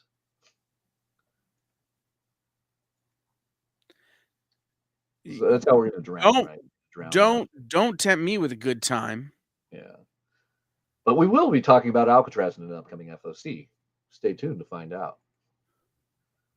One I have to point out, normally this is not something I want to point out on the FOC show, but I really feel we need to. There's a free comic book day item on FOC this week. It is Post Malone's Big Rig. Now, you obviously want to talk to your local comic shop to see how they do it. Remember, please inquire. Mainly your stores are ordering these for the big day. The first Saturday of May will be free comic book day, but I want to make sure that retailers are aware that Vault is also offering their free comic book day ordering options through Lunar with this FOC. And if it is something you're interested in, it's worth talking to your local comic shop to see how they are handling their free comic book day selections and if they will be stocking certain items or how they'll be obtained. As always, every comic shop is different. And free comic book day is not simply as free as it sounds. Your comic shop is putting a lot of money into it to give away these things that they are paying for. So talk to your local comic shop. But this is an interesting one, as superstar singer Post Malone works with the incredible Adrian Wassel and Nathan Gooden. Yes, Nathan Gooden of Barbaric, to put together an unique new comic series that will start out at Free Comic Book Day, and I think may already have film rights attached. Yeah, and talk to your LCS about making sure that they've ordered enough of this book. Yeah. Post Malone is on a hot streak right now. Great country record out now. Big performances and big massive tour that's coming out, and like he has right. But oh, by the way, he has his own Oreo flavor now. I couldn't get it the other day. I was at the supermarket. It was sold out everywhere. I saw it yesterday, and I almost grabbed a box. But anyway, the thing about it is this is one of those books that once Posty starts posting about it on social media, will drive people to the shop for Free Comic Book Day.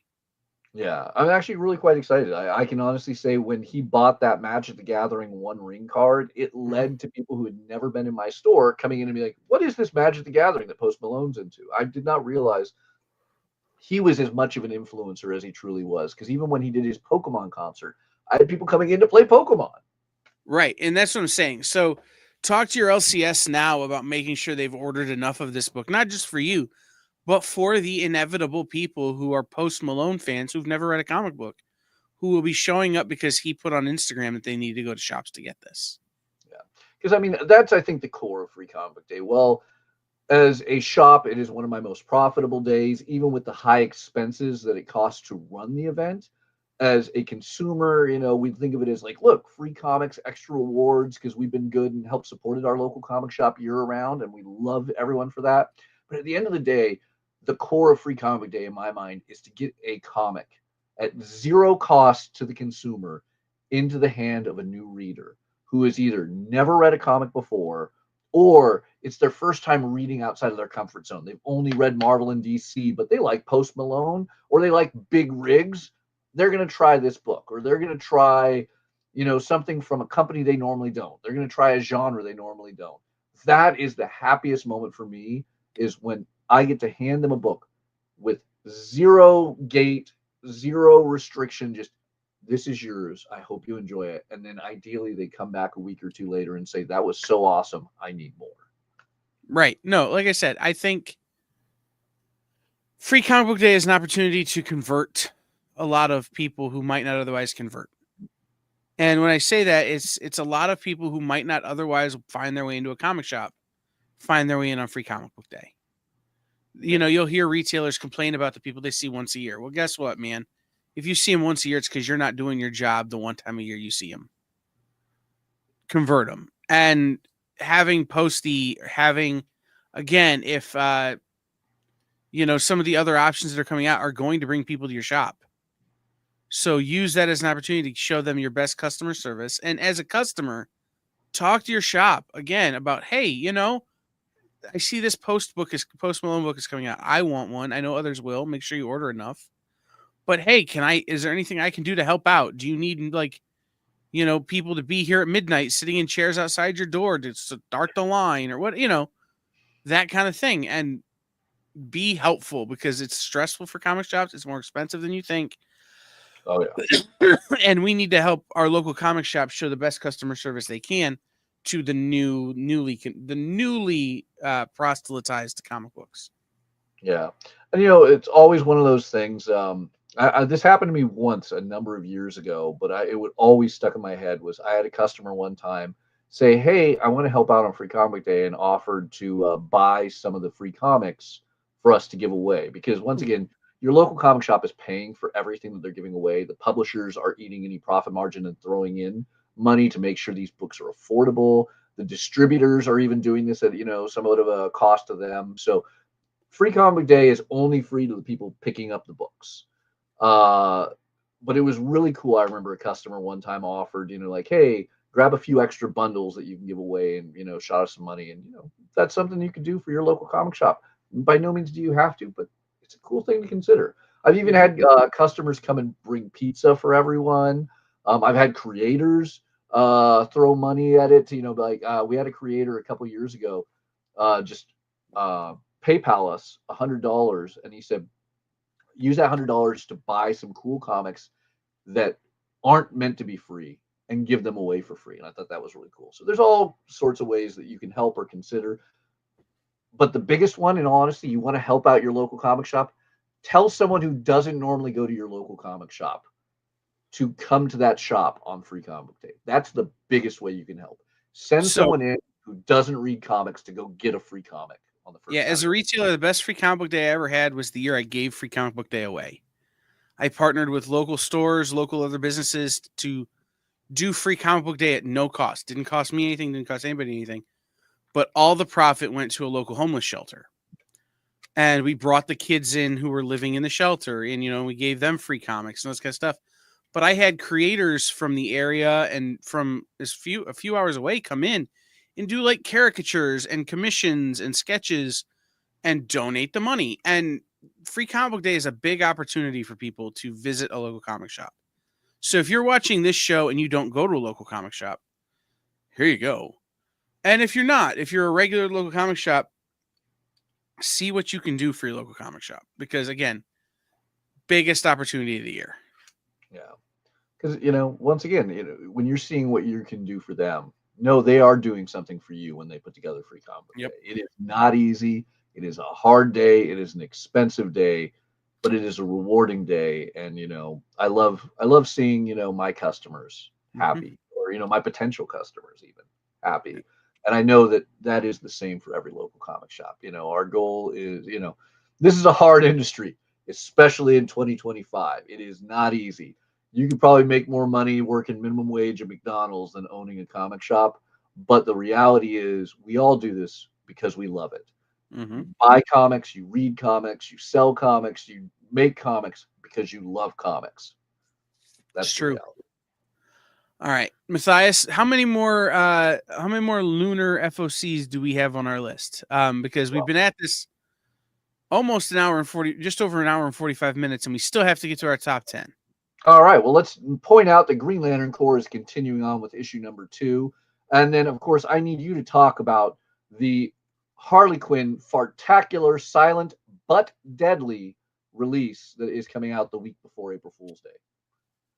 Well, I will say this. It stinks?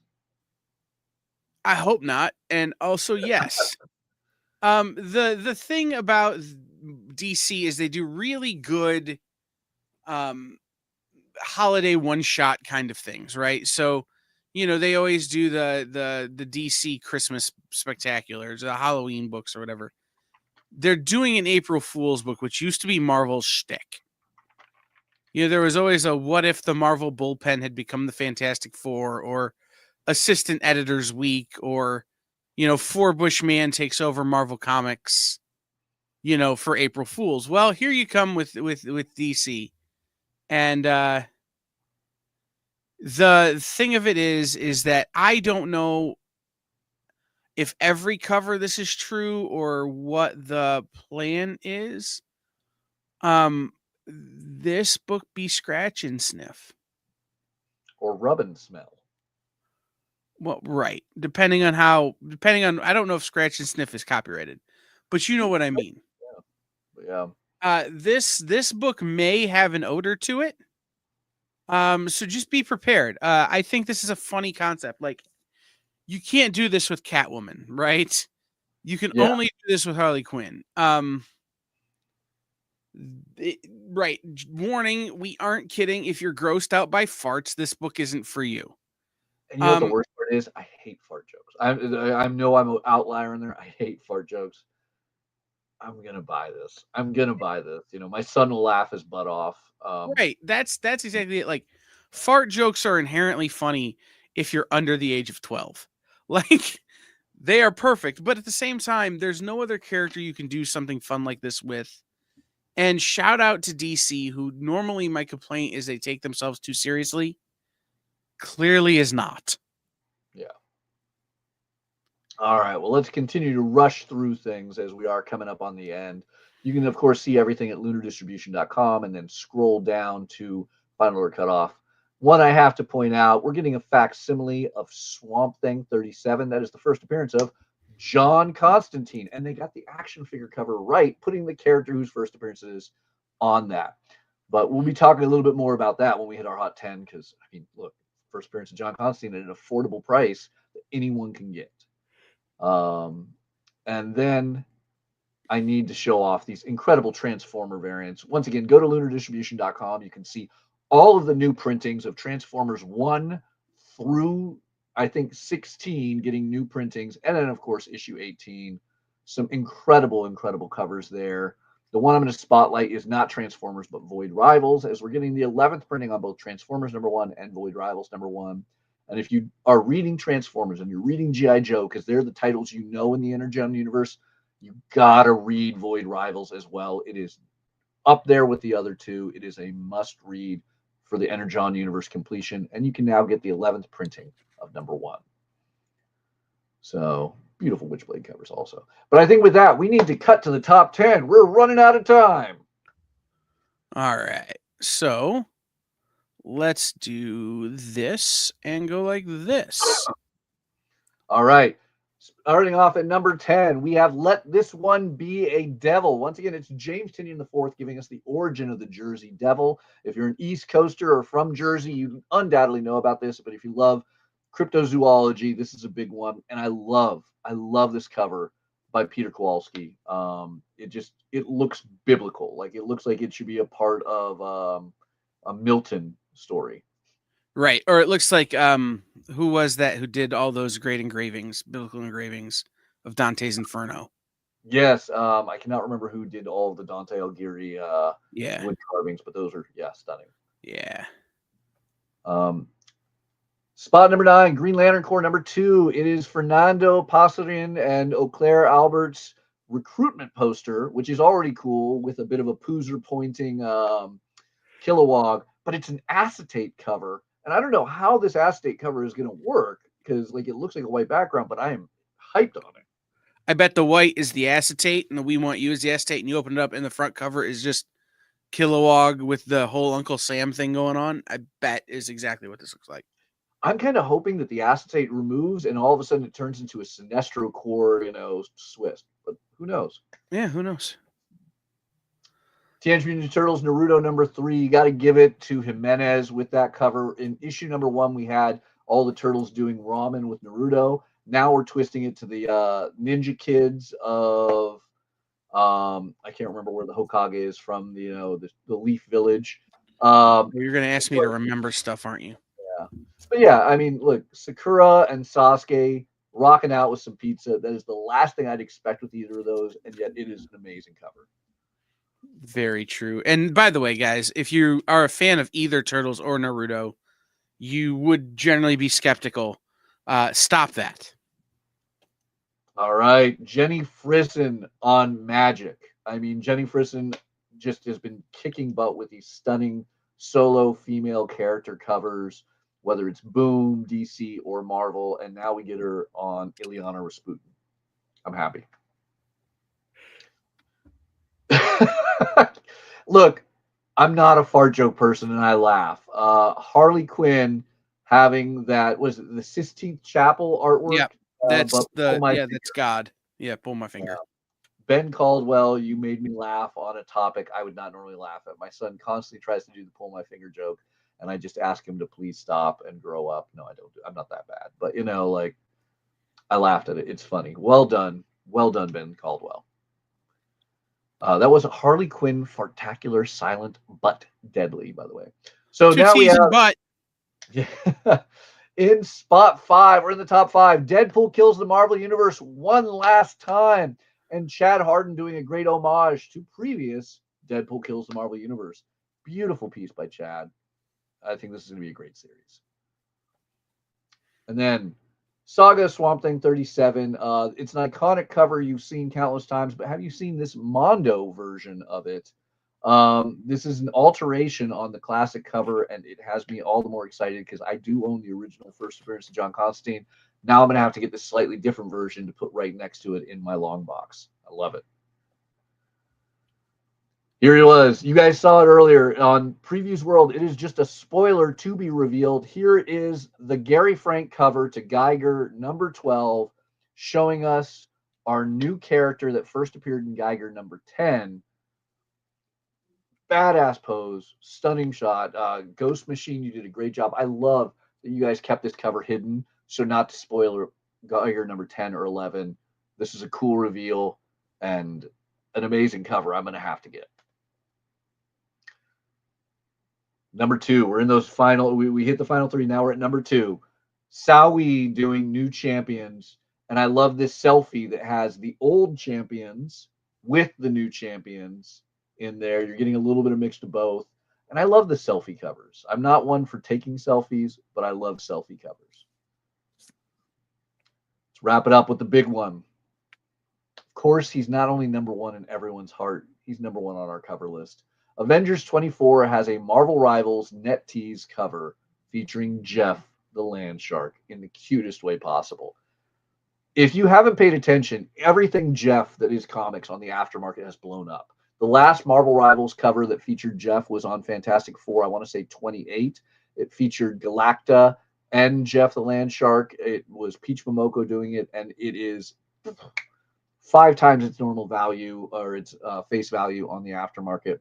Expect this one to be a high demand one. People who love Marvel Rivals will be coming in for it. Avengers fans will be coming in for it. Jeff fans will be coming in for it. This is going to be a hot cover. Avengers 24, the net tease Marvel Rivals variant, is a must order, and definitely let your comic shop know so it's not picking it up on eBay for 5 times its cover price, 3 days after release. Get your order in early. Guarantee it's waiting for you. All right. With that said, we are through another incredible week of Final Order Comics.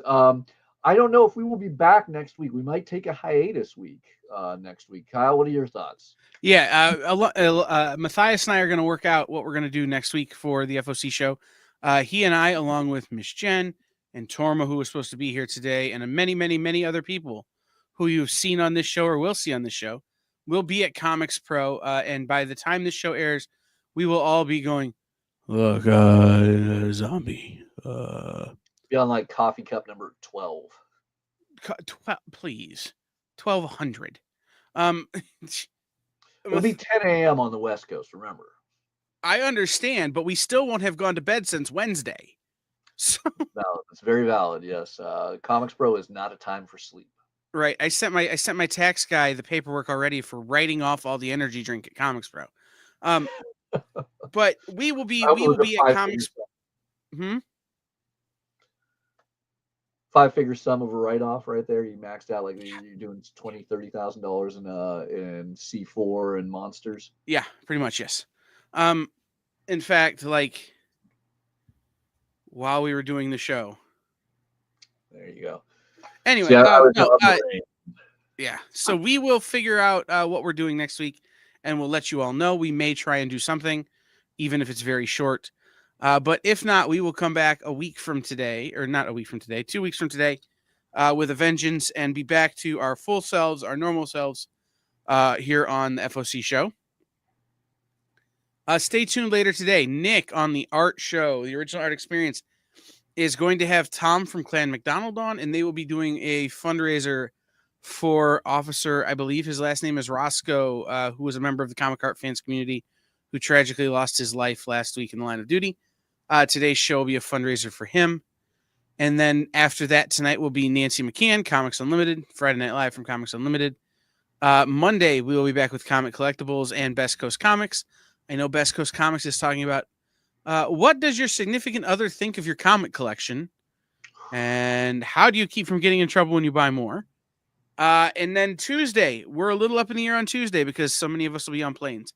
So we are figuring things out as we go. Follow us on social media. Follow at @_EXP all over the place on social media, and we will have posts as we know what's up. All right. Sounds like a good one. Remember, get your orders in as soon as possible to your local comic shop with everything that you want on Final Order Cutoff before at latest 6 p.m. on Monday, February 17th. We will be back hopefully in some way on the 21st, but I can guarantee you we will be back in full force on February 28th with some incredible March FOC titles. Absolutely. All right. Thank you guys for watching. See you next time. Join the party. Head over to our link tree to find all the links for everywhere the experience is all the time.